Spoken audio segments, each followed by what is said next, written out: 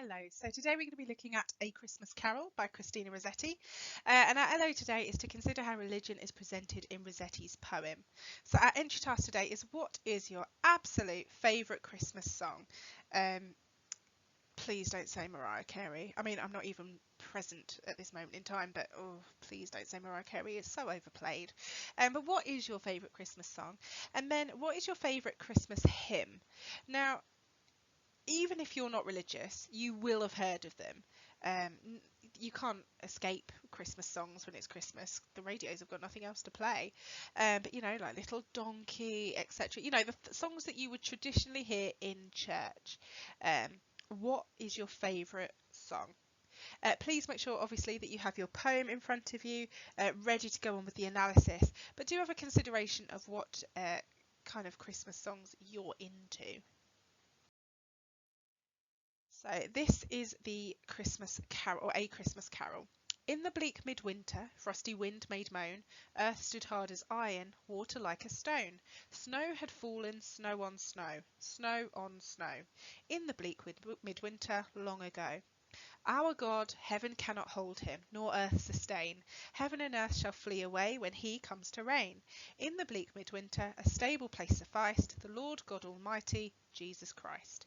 Enough for him who cherubim worship night and day, a breast full of milk and a manger full of hay. Enough for him whom angels fall down before, the ox and ass and camel which adore. Angels and archangels may have gathered there, cherubim and seraphim thronged the air, but only his mother, in her maiden bliss, worshipped the beloved with a kiss. What can I give him, poor as I am? If I were a shepherd, I would bring a lamb. If I were a wise man, I would do my part. Yet what I can give him, give my heart. You have no idea how hard it was to not sing that in a appalling Beyonce style fashion, of course.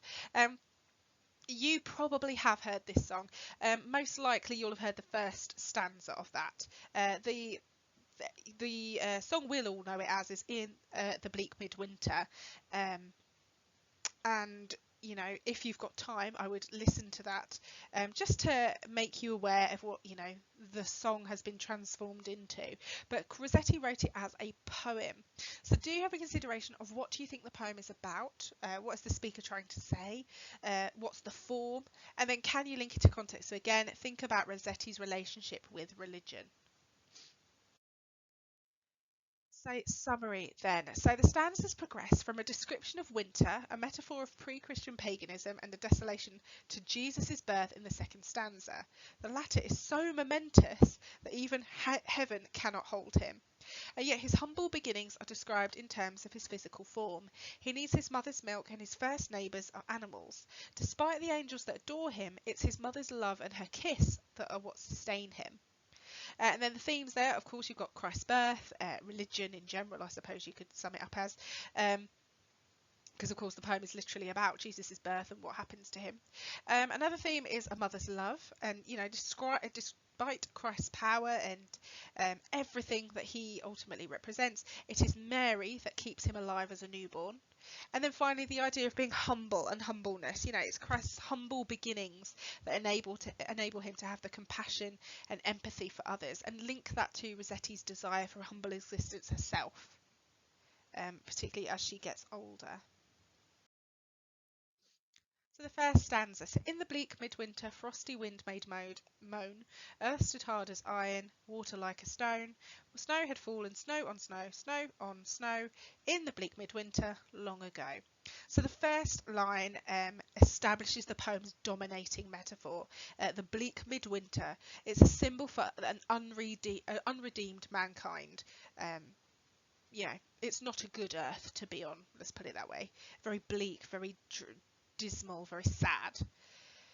Frosty wind made moan, the personification of the wind moaning. And then earth stood hard as iron, water like a stone. Right, so you've got the two similes there.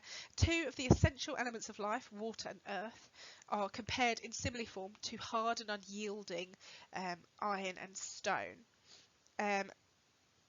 So again, earth without Jesus on it, bear in mind Jesus at this point has not been born, is not a good place to be. It's frosty, it's bleak, it's Earth is as hard as iron, water's as stone. There's just nothing worth living for, I suppose. The next two lines, snow had fallen, snow on snow, snow on snow. That repetition of the noun, snow, reinforces the idea of the miserable state of the world. You know, think of snow as cold and miserable, etc. Then in the bleak midwinter, long ago. So it emphasises life's hardships before Christ's birth. Hence the long ago. So this is all sort of set before Jesus is born. So that's why it's, you know, such a dismal place to be. But thankfully, good old Jesus, he comes to save the day. Um, pardon the glib expression there. But our God, heaven cannot hold him, nor earth sustain. Heaven and earth shall flee away when he comes to reign. In the bleak midwinter, a stable place sufficed, the Lord God Almighty, Jesus Christ. So you've got this hyperbolic assertion that even heaven cannot hold him once Jesus comes to reign. The abruptness of the juxtaposition emphasises the contrast. So for heaven not being able to hold him and nor earth sustain him, he's this powerful. He's going to be able to change the way everything is. And then a stable place sufficed, the Lord God Almighty, Jesus Christ. A stable place sufficed in the real physical world, as in he was born in a stable. And also stable, you could argue, is balanced and safe. And then the last the last two lines proclaim the point of the poem and the carol, the coming of the Lord God Almighty Jesus Christ. Enough for him who cherubim worship night and day, a breast full of milk and a manger full of hay. Enough for him whom angels fall down before, the ox and ass and camel which adore. So in the first 4 lines there, this stanza is built through juxtaposing opposites. Cherubim who worship him compared to the breast full of milk, and the manger full of hay which sustain and warm him. So as I said sort of in the summary, despite all these angels, so cherubs, think like Cupid, you know, like angels flying around, etc. Despite all these angels that are worshipping him night and day, ultimately all Jesus needs at this point is some milk and some hay. He's just a baby. So there's humbleness about him, and mother's love as well, obviously, because it would be breast milk. Enough for him who angels fall down before, the ox and ass and camel which adore. Then, in these 4 lines, again, the angels are falling before him, they worship him, etc. But so do the animals. So does the ox and ass and camel. They also adore him. So Rossetti is using the familiar symbols of the nativity story to build her poem in a way that listeners will relate to. Everyone in this period that she's writing in, and now of course, we know the nativity story, religious or not. We all know the nativity story. So we know that he was born in a barn, a stable, and there were animals around him. So that's why she's building in these images that we are aware of.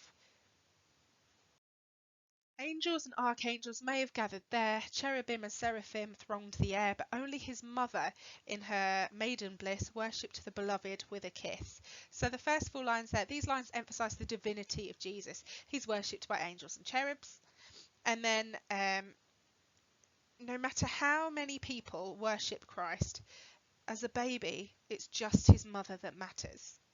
So that only his mother in her maiden bliss, that she's the only thing that truly matters at this point in his life. I mean, it is his mother who provides him with the essence of earthly life, love and a maternal kiss.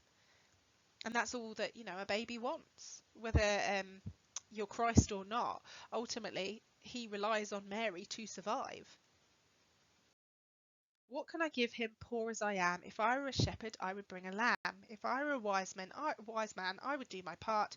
Yet what I can, I give him, give my heart. So the first 2 lines there, there's a change of focus. It's now that of the reader and the poet, herself. What can we possibly give Christ when he doesn't need anything? You know, if Christ wants something, he could get it. So what have we to offer him when we're so, you know, poor compared to him?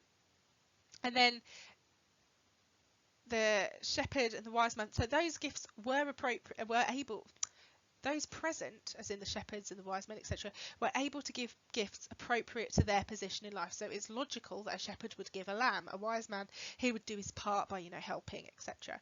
So there is a logic to those. So what can we do? So all that the poet and her listeners can do is give their hearts, as that is something that's valuable to them. So a valuable thing to a shepherd is a lamb, a valuable thing to a wise man is his knowledge. So the thing that's valuable to us is our hearts. So that's ultimately the end of the poem, the idea that it's very religious, that what can we do to show God and Jesus that we love him? Well, we can give him our hearts then. And those reading or singing the carol are drawn in to share in the birth of Christ. And I've put that at the end there because obviously we're being compared to those that were there or visited Jesus very soon after the birth, the shepherds and the wise men. We're now being sort of linked into that, so we've got to give our hearts. If this poem was confusing in any way, etc., do find some notes on the poem analysis website. It's linked there for you. It's a very quick revision resource. There's a few bits on there that you might want to make a note of, but ultimately, hopefully you've got enough. If not, I'm sure there will be other websites, perhaps at time of learning, that you might be able to find. But ultimately, that website on the screen is a good one to use. And then homework, of course, just make sure that you've got all your notes on your A3 grids to make sure that you're ready for your exams in year 13.